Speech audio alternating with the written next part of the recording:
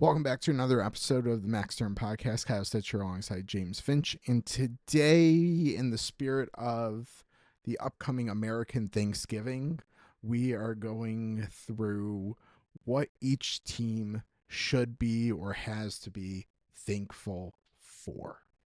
Kind of another kind of little bit less serious, but also a little bit serious episode. I think it kind of fit the theme, but not many parameters were set on how to approach this, but I think most of us kind of looked at it as something positive, kind of that each organization has going for them. I think some I struggled with a little bit more than others.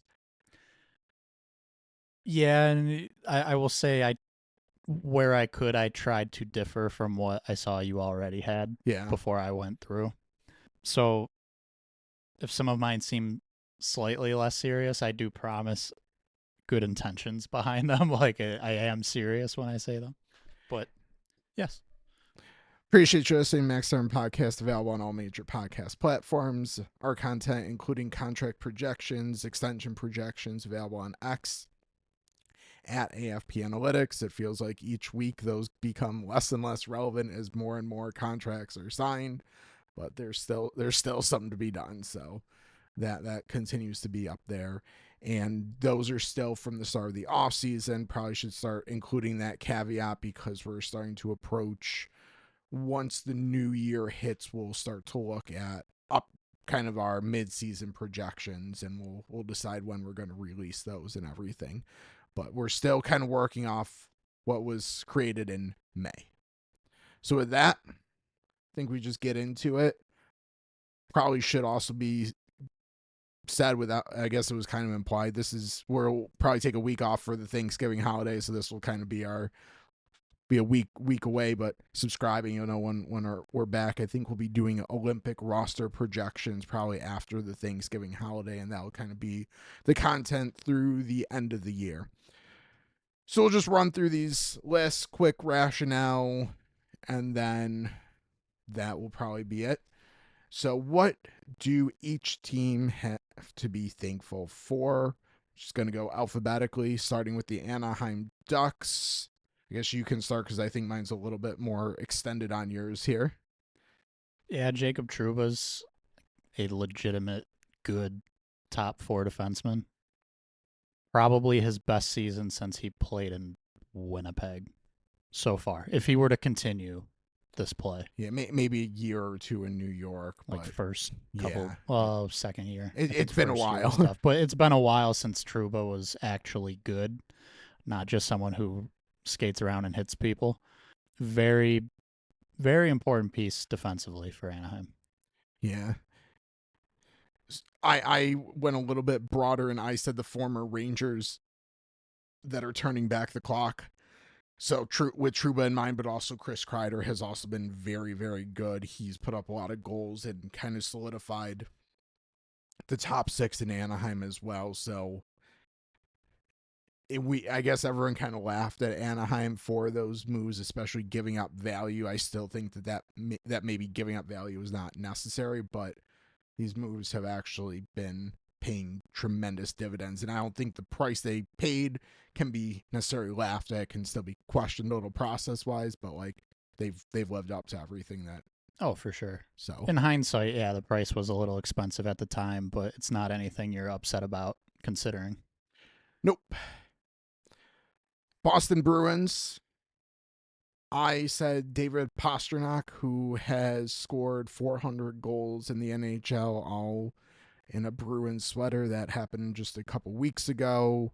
And then he is still scoring at a torrid pace. I think he needs another 100-ish to become the Bruins all-time leading goal scorer. So a couple more seasons. I think it's like 515 or something. I'm trying to remember off the top of my head.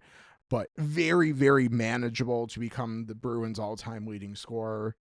And they're also having a little bit of a revival, and he's been a big part of it this season. So I'll say David Pastrnak. Okay. I will stick with the goal scoring theme.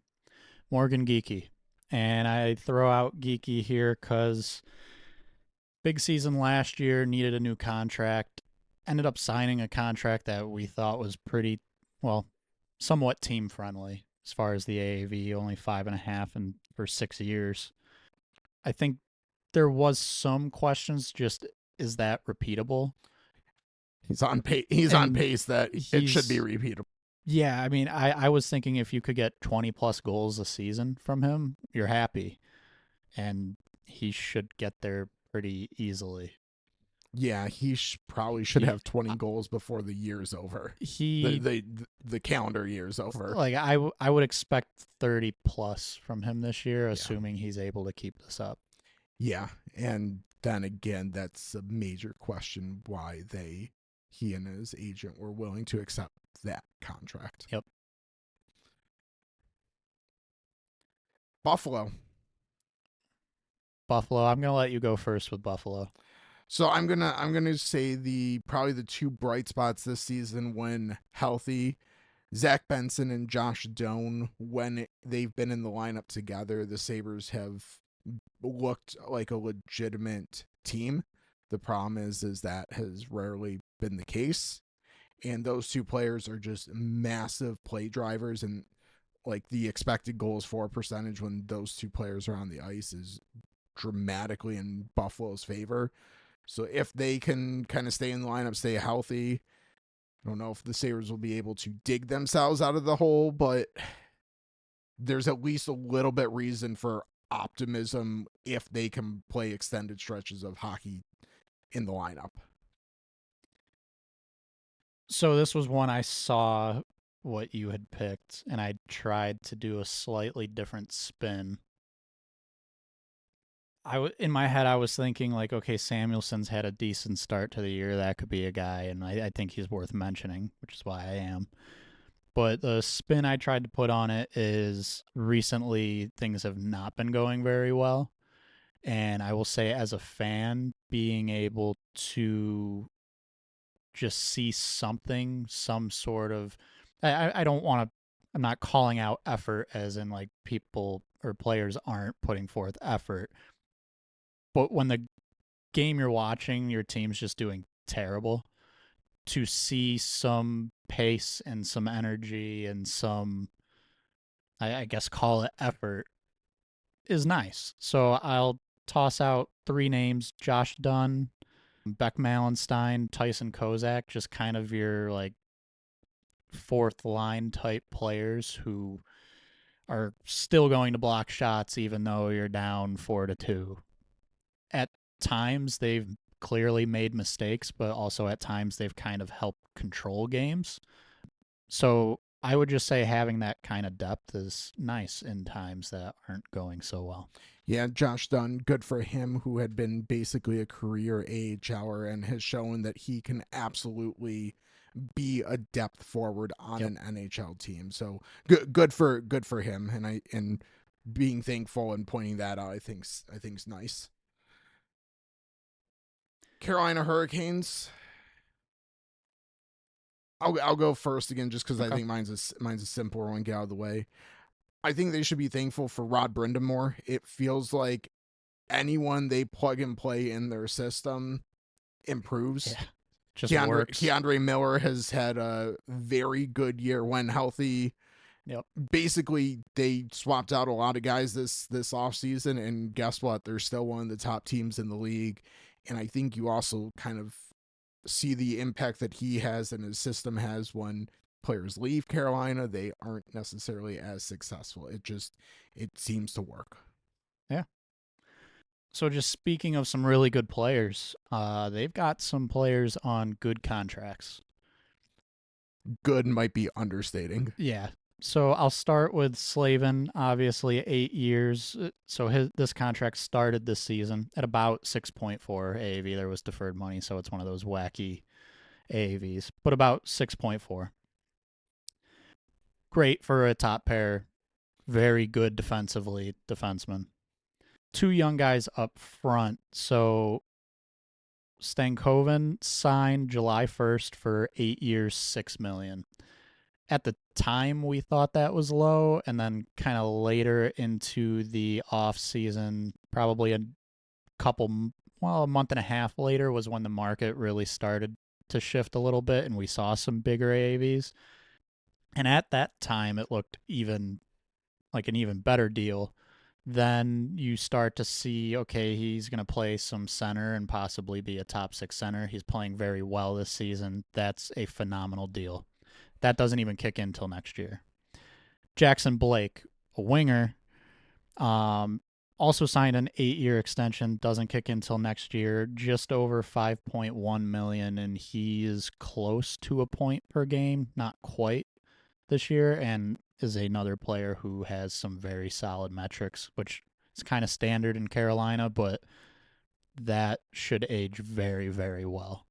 Yeah, not gonna push back too much. Just do want to point out Jacob Slavin is very underrated defensively, but he also his value comes from being good defensively. So like the contract isn't going to wouldn't maybe have gotten that much higher because he doesn't put up the points, which we can that's a whole other episode. But that's one I think will age well more so than like you yes. have tremendous value right now. Yes. Columbus. You can start with Columbus. Yeah, like it still seems like they might need a little time to fully grow. So this might not be like a big playoff push year. That said, Merzlikins in goal has been better this year after having some down years in a row, and he will be a UFA after this season. So nice to see him do well this year, and maybe that can turn into a positive for the team, as in maybe they flip him for a nice asset. So, yeah, that's where I headed with Columbus. I went with their young talent finally seems to be developing in a very positive manner. Kent Johnson, Adam Fantilli, Dmitry Voronkov, Marchenko. Yeah. Marchenko, Kirill Marchenko. That was I think I got, and then Zach Werenski, a little bit less young, but Fantilli this year hasn't put up the points, but his underlying metrics have been vastly better than the previous 2 seasons. Yeah. We'll see if the points start coming, but that's good. That's for a young player to be a positive impact player. The points eventually should come because of that, but yeah. So looking on paper, you might not say he's improved, but you look a little bit past the box score. Yeah, there's clear improvement there. Calgary Flames. Yeah. I didn't really know where to go with this. I like where you went better, so I'll say mine and get out of the way. Okay. I think they are developing a nice pool of young talent. I'll kind of lump in Craig Conroy. I think has come in and done a good job for them, not getting too antsy, kind of staying the path, as well as seemingly drafting and developing fairly well and trading fairly well. So I'll kind of lump those two together and say they should be thankful that they're starting to establish a nice future kind of pool that can grow together. Okay. They are one of the worst teams in hockey this year. Yep.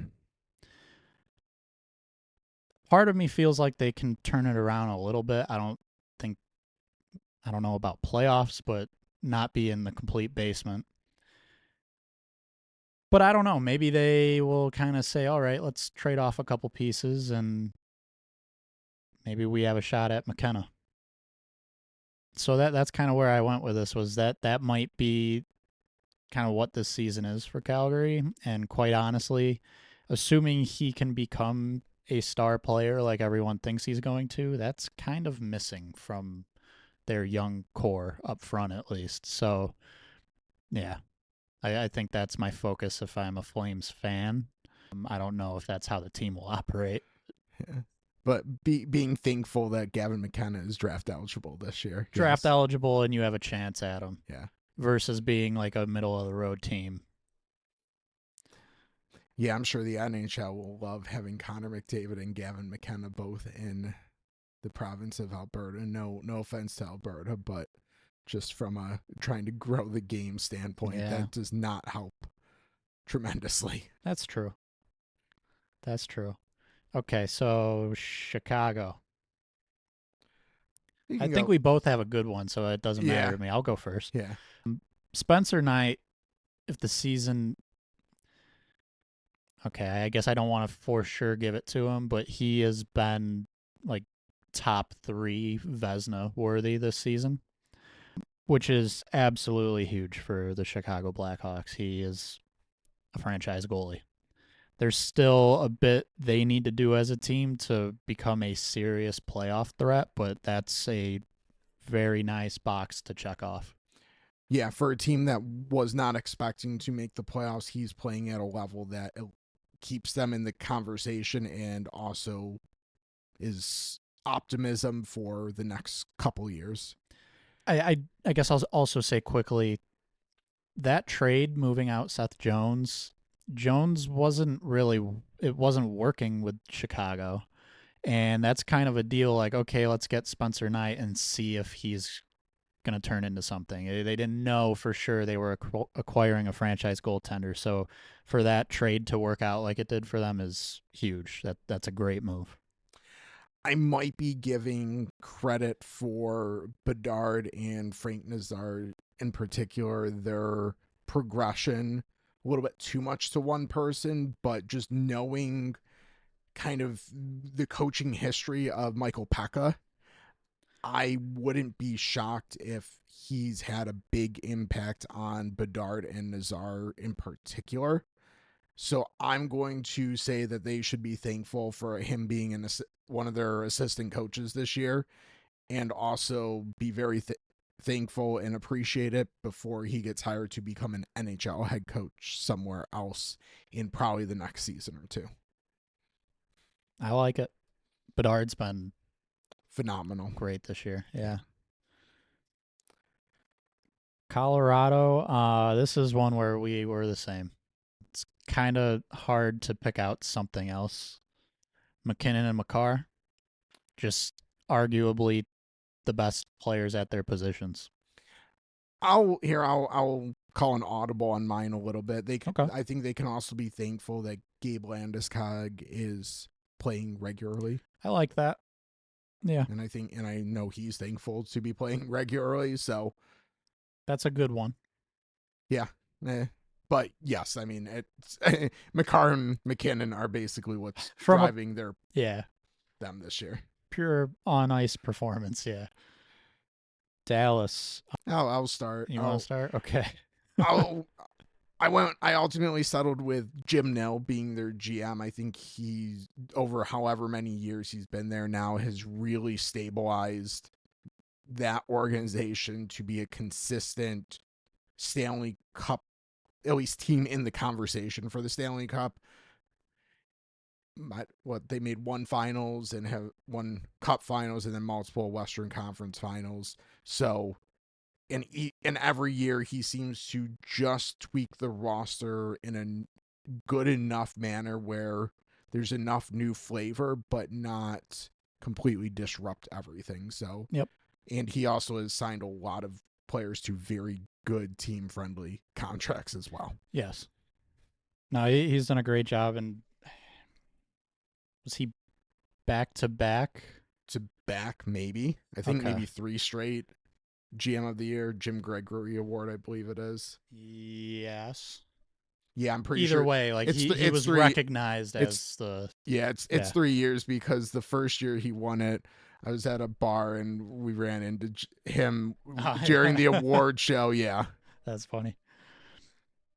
So I got a little less serious, but at the same time, like kind of serious, at least to highlight the players. It's not their entire core, but I said the Stars should be thankful for the country of Finland because a majority of their core, Rantanen, Hintz, Heiskanen, and Lindell, are all from Finland. that I'll actually say that I think that this was a really good way because I think if those other players weren't there, them keep getting Rantanen and signing him to that 8-year contract maybe is also not a Yeah, reality. So yeah, I think that potentially. Yeah. I think that that's actually a really good one. Detroit, we're kind of similar here. Do you want me to start? I'm slightly more Yeah. specific. Yeah, go ahead. Mo Sider last year played over 25 minutes a night. He's doing that again this year, and he is very good defensively this year. I don't think he's like at the level of winning in Norris right now. The offensive production isn't quite there to be paired with the defensive ability, but he's like one of the better shutdown defensemen this year, and that's huge for Detroit.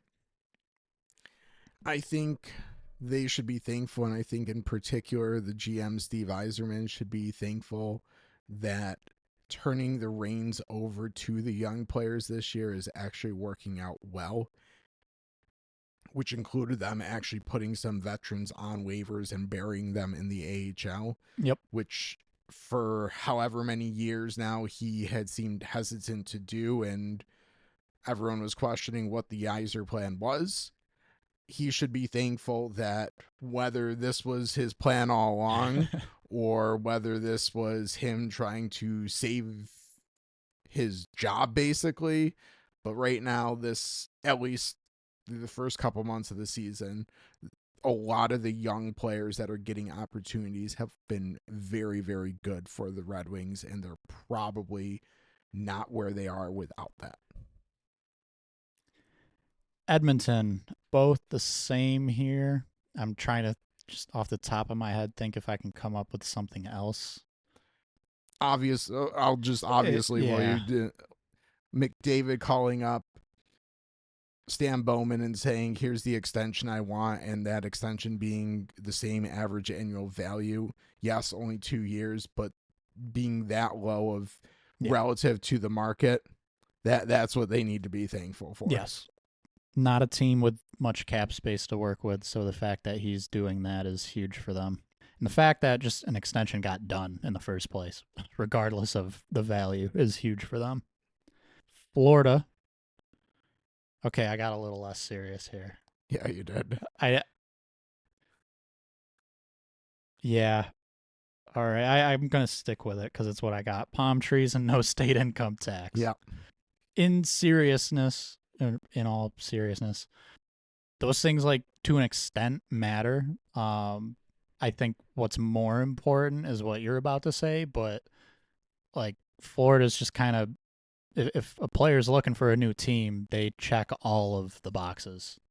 So I'll let you go with the more serious. I mean, I don't know how serious this is because it's the most obvious thing. They're thankful for winning 2 Stanley Cups, and we'll see if how players get healthy, who gets healthy, but I wouldn't write them off for 3rd straight yet. If Barkov comes back at all, like, they're very much in the conversation. Yeah. Even without him, you still can't fully discount them. So they got to be thankful for 2 Stanley Cups, which I'll also say includes a very good general manager and ownership willing to put forth the resources and take advantage of those palm trees and no state income tax. Yeah. Kings are next. I'm going to start here. They should be thankful for Anze Kopitar. Yes. And I picked him seeing that you had already picked another name. Kopitar has been their captain, 2 Stanley Cups, 2 Selkies, just the franchise player there. It's his last season, so they're saying farewell to Kopitar, and it's kind of handing over the reins a little bit, and that is a pun intended to all of you who know AHL teams. Oh, jeez. The Ontario Reign. But anyways, he's handing over the reins to Quentin Byfield. Yes. Who maybe a little bit slower developing than Kings fans were hoping when he was the 2nd overall pick. But if we were to redraft that, 2020 draft, I believe it was. I'm pretty sure it was 2020 because that was the first one during the COVID shutdown. Basically, he is very likely going 1st overall now. So they need to be thankful because he should step in and be a perennial Selke contender, just like Anze Kopitar was. but not to. We shouldn't lose sight of Kopitar because this summer in LA did like a tour of Crypto.com Arena, formerly Staples Center, and his image and reverence. I don't know if that's reverence. That's Okay. the word I'm Yeah. looking for. Is very apparent. Like Yeah. the king's portion of things there. Kopitar is like synonymous with at this point. So yes, the organization should be very thankful for him, but also the fact that they have a star center in the wings in Quinton Yes. Byfield. Minnesota. I'll start because it kind of leads nicely into yours. Yeah. So I think they need to be thankful that they got the Kirill Kaprizov extension done because that seemed like it was potentially trending for them having to make a tough decision, either trade him or let him walk in free agency. So having that 8-year, $17 million per year contract wrapped up, I know it's a lot of money. It might not age the best, but they had to do it, and they need to be thankful that they got it done. Yeah, that's one I will say. I'm curious to see how long it takes someone to catch up there and either match or surpass the 17 mil. But part of what allows them to be able to afford that is signing a young star player right off his ELC to a long-term deal, and that's Matt Boldy. So I say they should be thankful for the fact that 4 more years of Matt Boldy at $7 million. That's very, very good value. And I will say, if you're a pretty serious hockey fan, you know Matt Boldy, but I would say there's even some pretty serious hockey fans who don't know actually how good Matt Boldy is. So also just kind of be thankful for having an underrated winger. As weird as it is for me personally to say underrated there, I do think he's underrated.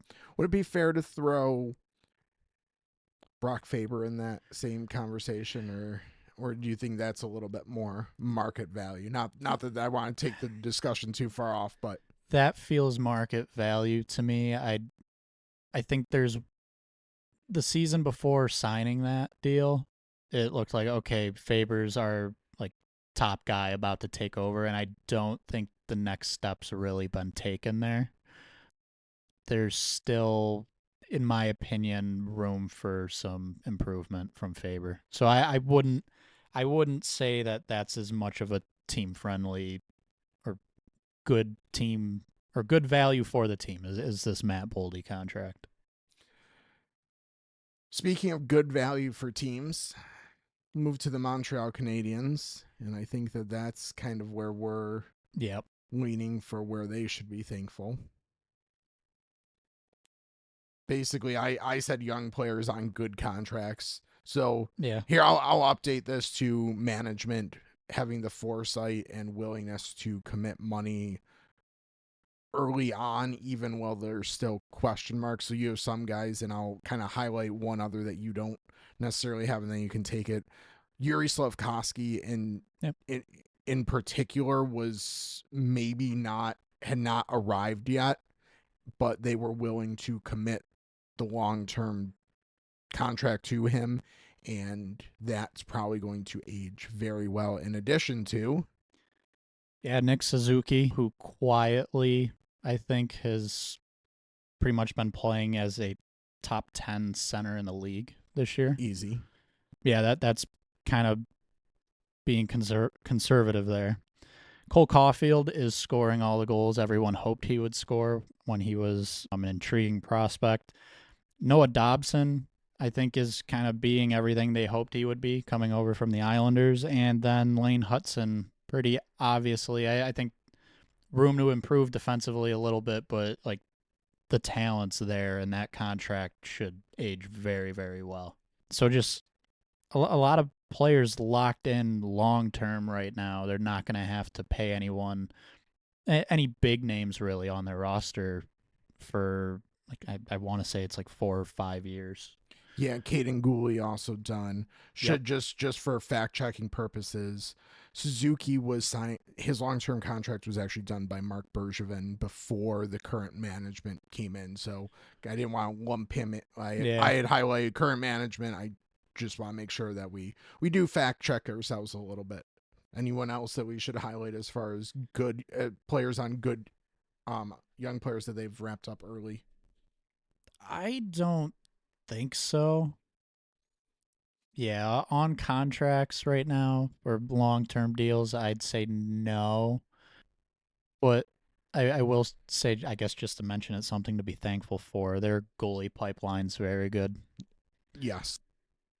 And I think Montembeau is really struggling this year, so there's kind of like a what is the future for sure in that, but there are options, so that's good. Yeah, Jacob Dobish right now being Yep. the top option. Yep. New Jersey, we I'll let you start fairly similar. because yeah, I'll build on. Jack Hughes, again, easy top 10 center, potentially even top, maybe not quite top 5, but just a very, very good player. I think this team pretty much comes and goes with him being healthy. You sort of were similar here, but I'm curious the spin you're going to put on this. Yeah, so this is my slightly less serious one. So I said they should be thankful for having two Hughes brothers because they're setting themselves up for the possibility of having three Hughes brothers in a couple years with the absolutely elite Quinn Hughes seemingly wanting to play with his brothers, and New Jersey kind of might have the opportunity to make that happen. So That's exactly where I thought you were yeah. going to go with that, which is very good. Very good thing to call out for New Jersey. Nashville, I will let you go first because mine's serious, but not serious. I have a joke, but yeah. I'll highlight one of the definite bright spots so far in the season, and that's high first round pick Matthew Wood. So this was when they hosted the draft. Yes, this is their first pick or second. Actually, I think this was their second pick because I think Pekka Rinne announced the first pick and did not get Tanner Molendyke's name quite right. Yeah, that sounds pretty familiar. Wood was 15th overall, actually. Yeah, I think they had. Was that after? Was that their? Anyways, whatever. Well, I'll let you know in a second. Yeah, we'll fact check while I finish talking about. Wood was first. He was their first. Okay, so he was Barry Trotz's first draft pick, and he is showing that he was a good draft pick, and that's a very positive sign for a team that is lacking young, exciting talent. So I saw that you picked Matthew Wood. I'm going to go with another young player, not a rookie, but a young player, Luke Evangelista. I think they've been waiting to see if there's a next level. This year, I would say so far he's found a next level. His production is on pace for a career best by, I want to say, 10 points, maybe a little bit more than that. And he's been very good defensively to the point where I wrote down as a joke Evangelista Selke. Not going to happen, but more so want to call out his development that this year seems like he's taking a step, which is nice considering there was some contract drama there this past offseason. Yeah. I to highlight, I started doing the prep for like the Olympic rosters because we weren't sure when we were going to record that, so we started doing some prep for that and sorting some of the like expected goals against to look for the best defensive forwards, and his name was right there, and I was very surprised to see that. I will say, so I found that as well, and I found it not even researching for this. I had mentioned a while ago for our Dynasty League we do, potentially including him in a trade package, and then I ended up going down like the rabbit hole of how's he doing this year, and I was like, I was very surprised. Yeah. So yes, he's been having a good season quietly in Nashville. This moves us to the Islanders. Well, Matthew Schaefer. Yeah. I took the low hanging fruit on this one. Yeah. He is unreal, exceeding expectations. So kind of going back to the summer, that referencing the Dynasty League again, I had joked when the first overall pick was made, it was Schaefer, and I had said, I don't know if I would have taken him for fantasy purposes. That was not meant to be an insult to his potential career, but I didn't know if the offensive upside was going to be there, especially early on. And boy, was I wrong. It's there. Yeah, I mean, he's been absolutely everything they could have hoped for and more. He's an 18-year-old who is legitimately in the conversation to include on Canada's Olympic roster. Yep. I think that pretty much explains Schaefer. I had him listed too, but one more player. Another player I think has a good argument to potentially be on that team, Bo Horvat. The Olympic team, that is. Yes. He's been having a crazy good year. He's been a solid center, but this season he is probably playing as like a top 10 center in the league, which is not what he's been the past couple of years. So I think that's huge for them to have multiple players. We only named two here, but like Barzal's looking better this year. Like there's a future there in New York. It's kind of exciting. So be thankful, Islanders fans. The New York Rangers are up next, and I'll be honest, this was a team that I struggled with.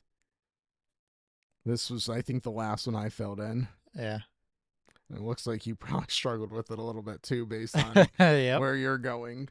So I guess you can go first, because you're kind of hitting a seemingly what was a turning point, pivot point, a little bit maybe in their season.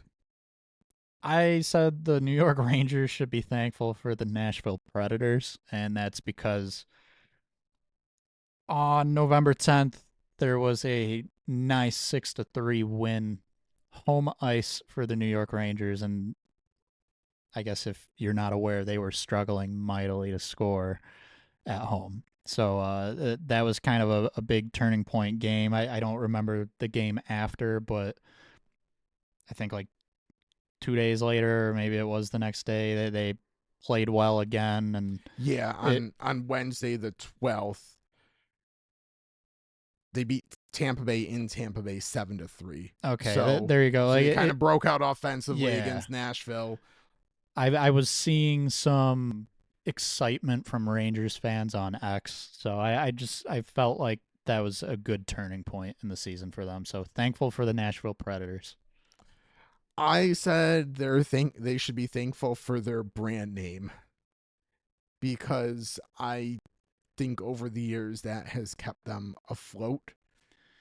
Getting Artemi Panarin, which if they didn't get him in free agency however many years ago, I don't know what that team looks like. Yeah. And being able to keep like a Shesterkin, and just they're able to attract enough good players, Vinny Trocheck in free agency, because they didn't really rebuild that well, but they were able to go into free agency and get enough free agency and trades and get enough players to kind of keep them in a positive direction. Even Adam Fox wanted to play for his hometown team, and he exercised his right as a college free agent to sign there. So going all the way back there, like I just go with their brand name because that's what's gotten them. They're good players. This could be because there are other very good Russians on the team, but just this past offseason, Gavrikov signed 7x7 on July 1st after Provorov just signed 7x8.5, I believe it was. Yeah. So like deals kind of already worked out probably, but Gavrikov probably should have came in a little higher, or at least similar to Provorov. So, and again, it seemed like he wanted to go there. Exactly. Yeah. Philly. Ottawa. Oh, Ottawa. Sorry, skipped over it. Ottawa. I'll go first. Ottawa is in playoff contention, and they're missing their captain, Brady Tkachuk. I think that is something that I was thinking to myself today for other reasons. Good teams manage to tread water when their star players are out or when their team is just severely impacted by injuries. So I think that might not be talked about too much right now that they're missing him and they're still in contention. So I said that they should be thankful for having the opportunity to draft both Tim Stutzel and Jake Sanderson, because I think there was an argument made at draft time that both of those players could have went higher. So Stutzel went third overall in that same 2020 draft as Quinn Byfield went second, and Alexis Lafreniere went first. There would, I think, if either of the two teams ahead of Ottawa had taken Stutzel, I don't think anyone necessarily blinks an eye at that at the time. And now they certainly would not be ridiculed for that. Yeah. And then Jake Sanderson, Anaheim took Jamie Drysdale ahead of him, allowing Ottawa to get Sanderson, and Sanderson is right on the line of being a Norris contender, like perpetual Norris contender. He probably should be, but there's a lot of really good defensemen right now in the NHL. I'd kind of put him in that cider tier. Yeah. Kind of like he's a good first pair guy, but maybe not quite Norris. But the fact that Anaheim took Drysdale instead of Sanderson, that was very fortunate for Ottawa, because Drysdale is barely an NHL player. He's fine, but he's like debatable as a top four guy, like the fourth guy in a top four. And yeah, considering where he was taken in the draft, that's not great. Yeah. So fact that Ottawa was able to take those two, and then even Brady Tkachuk, I think they went out a little bit. I don't think that one was as likely that he would have went any higher than Ottawa, but Yeah. now we can go to Philadelphia. Yeah, this is where I kind of troll myself a little bit. Your guy. Yep. Dan Vladar. They should actually be thankful for Dan Vladar, because so far this year he's a top 10 goalie. 6-3-1, 919 save percentage. He's playing very well. If you look at some of, I guess, column underlying numbers for goalies, goals saved above expected, he's looking good. Like he's, I don't know. He was a backup who wasn't playing very well for a couple seasons, and now he's kind of the go-to guy in Philly. And Philly's kind of like hovering around contention. I don't think they end up in the playoffs, but that signing has kind of provided some stability in that for them, which is exactly what they were hoping for. And I was very critical of the move. So, yeah. So kind of the same thought process as I had for Ottawa. I'm going to apply it here again for Philadelphia. They should be very thankful for getting Michikov. He very easily, he probably should have went higher. Like, people thought talent-wise he could have went as high as first overall, but concerns about him coming over from Russia and everything. And not only did he fall to Philly, he also came over very quickly. Yeah. So they should be very thankful for that. And let me give a second thing for thankfulness. Trevor Zegras has been very good for them and is making them look very smart for that trade this offseason. Yeah, I mean, that trade was very much just kind of a low-risk move. I don't want to say they gave up nothing, because there were some solid assets, but nothing that, like, if Zegras didn't turn it around with them, like, you would have been fine. And so I think it was very smart for them to make that move, and obviously it's paying off. I almost picked him. I just figured Vladar, that was kind of ironic for me. He's your guy. So, yeah. Yep. My computer screen just turned off. Pittsburgh's next. Up next is Pittsburgh.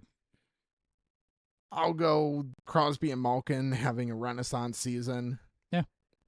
Keeping them actually in playoff contention. See what happens. We'll see what happens if they continue to play at this level, but I'll go with Crosby and Malkin having that renaissance, and maybe Malkin actually playing another year beyond this. Okay. I decided to go with the goalies there. Arturs Shilovs has been very good, and I think that's kind of helped them not have to rely on Tristan Jarry too much. They've pretty much split time, and Jarry has played well, and I think going forward having a tandem like that is probably the ideal scenario for Jarry, playing well and staying healthy specifically. So if they can continue to do that, Pittsburgh, I mean, they're contending for the playoffs right now, and like that's the recipe there. Good goaltending and some crazy good offense. That'll get you there. Can we also add Ben Kindle as We someone very that much should have mentioned him probably. Yeah. So yes, we can absolutely add him. Kind of this year's hidden gem, sort of the first round. Like kind of you don't necessarily expect a player taken where he was taken to make and play as well as he is. 10th, 12th overall, somewhere in there. Somewhere in there, yeah. So, yeah, just huge for Pittsburgh, actually, because they haven't had much of an influx of youth playing. Harrison Brunnicke as well. Yeah. Brunnicke, I think it is. Another young, he's a defenseman, but yep, also another young influx of talent there. So Brunick. Yeah. Harrison Brunick.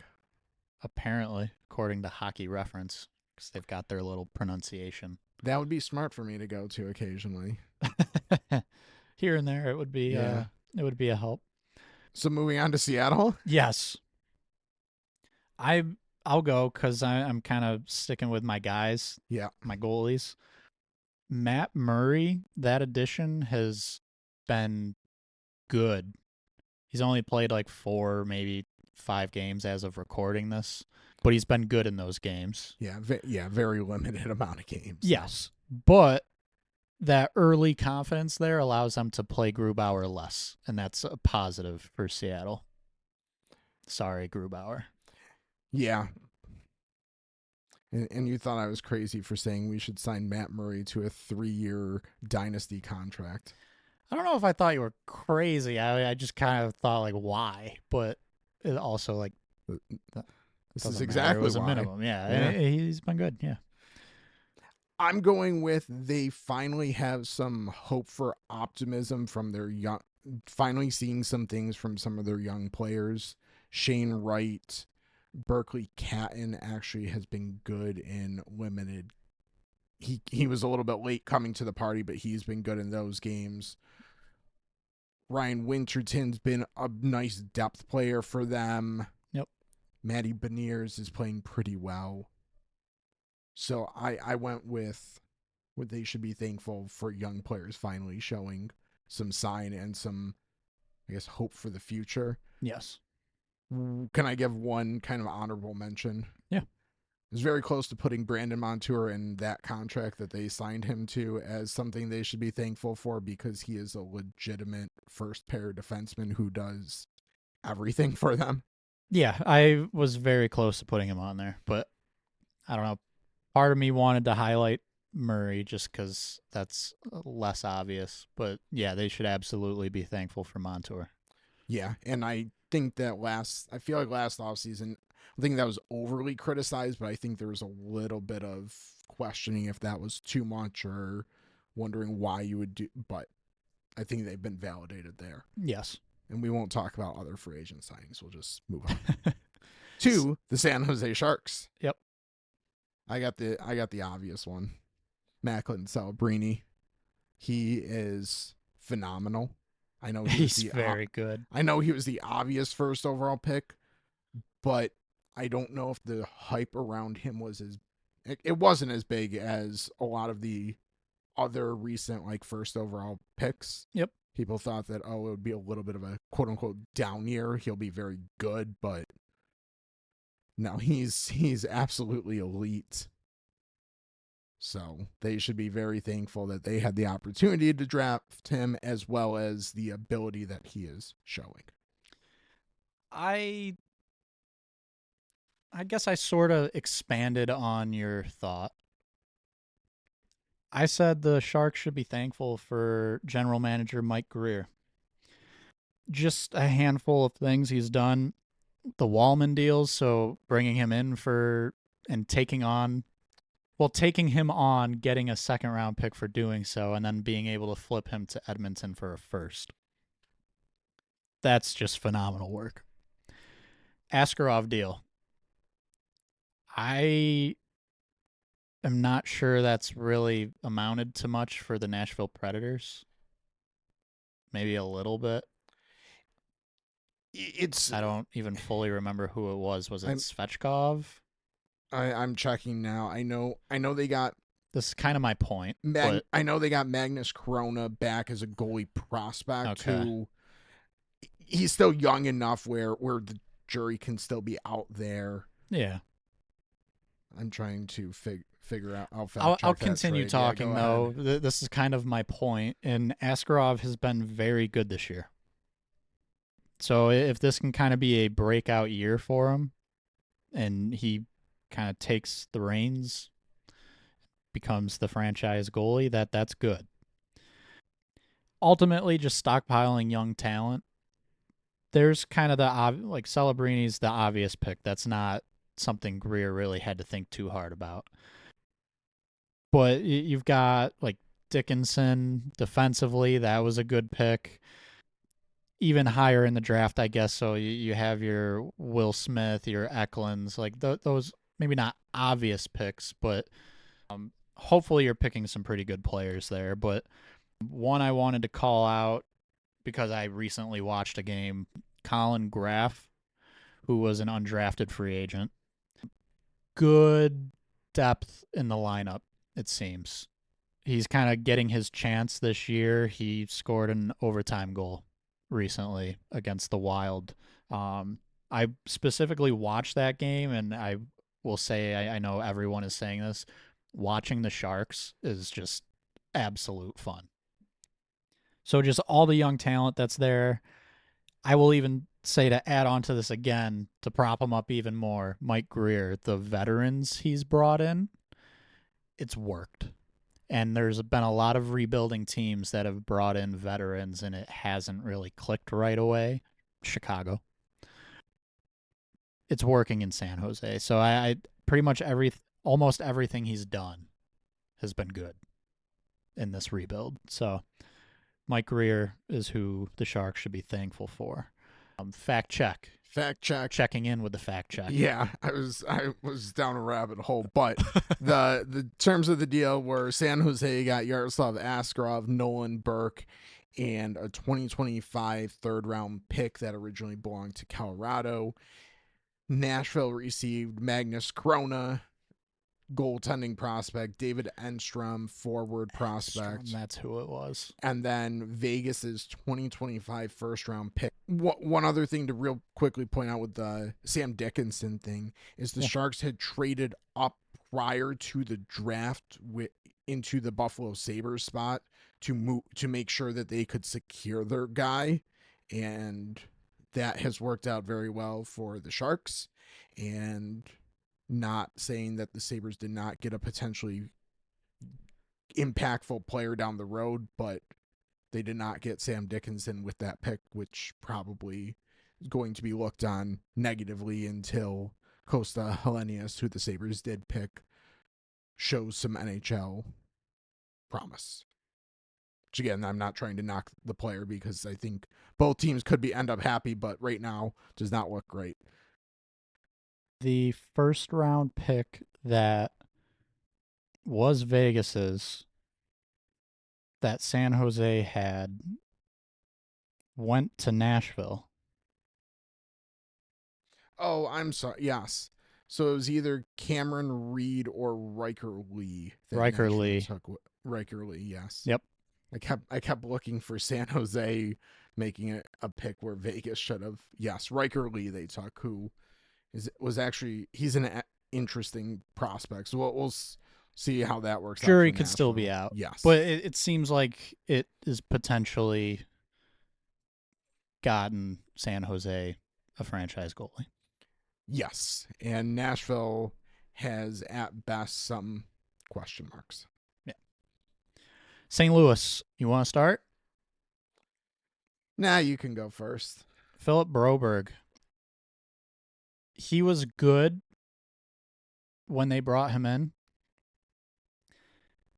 I think it's a little bit of an underrated move considering looking at their defensive group.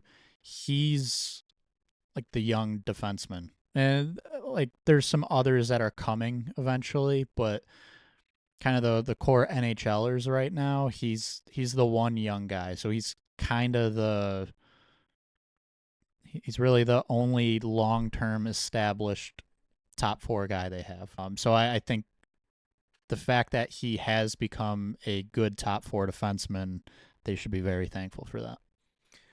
I struggled a little bit, but I settled on them being thankful for being able to hire Jim Montgomery going back to last year. When he came in, they went on a run and actually made the playoffs last year. This year, very slow start, but Montgomery had made a very bold decision to healthy scratch Jordan Kyrou and Oscar Sundquist against Buffalo a couple weeks ago after they got throttled by the Capitals. And kind of since then, they've been starting to get some wins. Yep. And so I think him as a coach, I think he's having a positive impact and getting as much, if not more, out of this roster than you would expect. So I think that's where they should be thankful. Tampa Bay, I realize this is kind of going back an off season, not even this past one, but I will say that they should be thankful that they pretty much switched out Stamkos for Gensel. Very difficult move to do, just culture wise, and they were willing to do it, made it happen, and I think that has kind of helped keep them alive a little bit. I looked big picture here, even broader.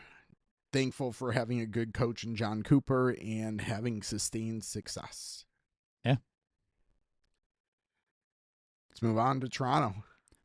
Toronto, so we haven't really been the same since much earlier in the list, but we are the same here. John Tavares and the contract that he signed. Yep. Very team friendly. It's good that, I guess, he's still scoring. I don't want to for sure say it will age well. But I don't expect him to regress over the next 3 or 4 years to the point where like, oh no, he's on the books for $4.4 million.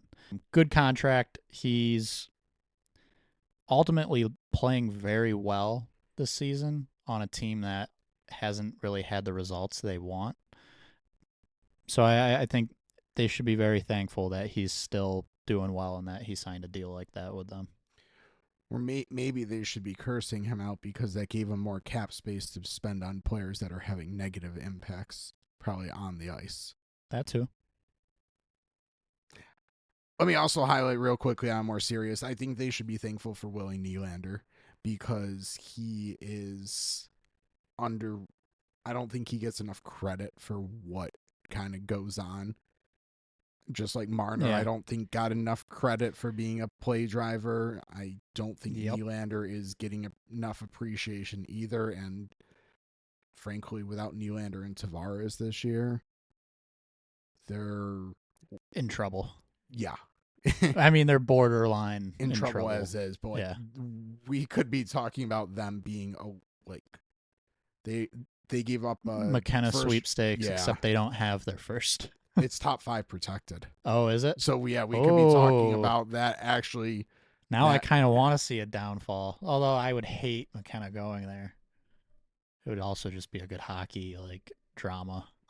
It would be I don't great. know. It'd be great if they finished like fourth in the lottery, and then two teams from behind them leapt to put them to sixth, and then they lose that pick.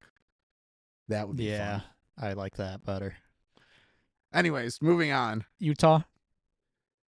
They're a woolly good team. Yeah, they are.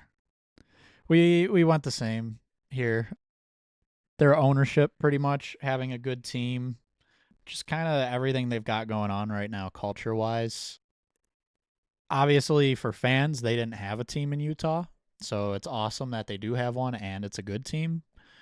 For the players, I'm sure most of them, at least the ones who were in Arizona and are now in Utah, are very happy with their situation. Got through the fact they had to move states and everything. That's not insignificant. Yeah, it's just good vibes all around, kind of everything about that organization. Yeah, and some players that were in Buffalo before are also happy to be in Utah now. That is true. Anyways, Vancouver. I'll let you go because it's the obvious. they should be thankful that they still have Quinn Hughes Yeah. and That that he hasn't made it a clear trade demand yet. yeah. I struggled here big time, but I went with at least some type of positive development, I think. Atu Ratu is looking like he could be a legitimate 3C, which is good. It's important. I guess be thankful for that. That's where I'll leave that. Yeah, I was looking at how they acquired him. So they acquired him when they traded away Bo Horvat to the Islanders. Yep.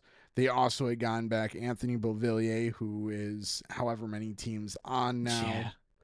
as well as the Islanders 2023 first round pick that had some conditions, and I was not able to get down the rabbit hole to see where that ended up Okay. and who took that, but that might have been used to bring Elias Lindholm over. Okay. So what I was going to get at is I'm not sure how much Vancouver really has had to show for that Bo Horvat trade, which is why I think highlighting Ratu being a legitimate NHL piece is probably a good idea here. Yeah. All right. I like it. That leads us to Vegas. I'll start. The fact that Mitch Marner wanted to come to Vegas, signed long term, and then I guess maybe not shortly after, but kind of shortly after, Eichel signs long term, and you've got both of them for the next almost decade. Yeah, much like you highlighted Florida having palm trees and no state income tax, Vegas has palm trees. I believe there's Do they? palm Are they trees. are they Yeah, imported? they might be artificial even, Yeah. but palm trees, no state income tax, and great ownership that's willing to spend and provide tremendous amenities to the players. I like it. Winnipeg. I'll I'll go first because it's the easy one. Connor Hellebuck. To me, this team is pretty much carried by Hellebuck, and they usually play a strong defensive game. I don't think they've been as strong this year, so I don't think they'd be terrible with a different goalie. But he's just been one of or the best goalie in the past handful of years. I decided to call an audible, and I'll just expand on Hellebuck. Is the last couple off seasons, the Jets seemingly could have been at potential crossroads with star players. So, in addition to Hellebuck signing a big extension, Mark Scheifele also, and then very recently Kyle Connor, all signed long extensions, which for an organization who has been, I won't say criticized, but been spotlighted as maybe not the most desirable destination, having some of these star players who certainly could have gotten nice contracts, especially Kyle Connor in the free agent market, decide to commit long term and play their entire career in Winnipeg. they fans and the organization should be thankful for that. That leaves us with Washington. I'll start because I think you have the better one just to kind of wrap this. I said front office roster management is what the Capitals should be thankful for. Whether they are whether we're talking Capitals, the organization, or just fans. That is who they should be thankful for. Brian McClellan's president of hockey ops. Chris Patrick is the GM.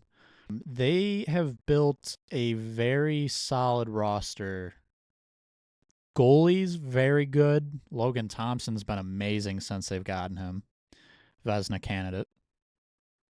Defensively, they are just a deep NHL team. And up front, they're pretty deep too. A lot of interesting moves that were not obvious wins right away. Dubois, when they moved out Kemper, he's been solid. Strome was not an obvious one. You get a guy like Protas signed to a great deal. A bunch of players signed to great deals. They've just done a very good job with roster management, and like looking to the future, they will have money to spend because of it. Yeah, for a team that you thought would need to eventually have taken a step back because of how many chips they pushed in to try and win multiple cups with their veteran players. It's been really interesting to kind of see that quick retool, and the retool and the entire roster has been built around exactly one player, and that's Alex Ovechkin, the greatest goal scorer in the history of the NHL. So I think that's where the Capitals should be thankful that they have gotten to see his entire career, whether this is it or not for him. There was some rumors that this would be his last season. He does not have a contract next year, but I think Capitals fans and hockey fans should be thankful that we have gotten to see his scoring greatness for many years. I'm with you on that. I didn't want to pick it too, but I think that's a great place to wrap this episode. We got through all 32 teams, and I think that's a great sentiment to be thankful for in general, because we as hockey fans got to watch history in a manner that a lot of people did not think was possible this past year. So with that, we appreciate you listening. In the US, enjoy your Thanksgiving next week, and we'll talk to you next time.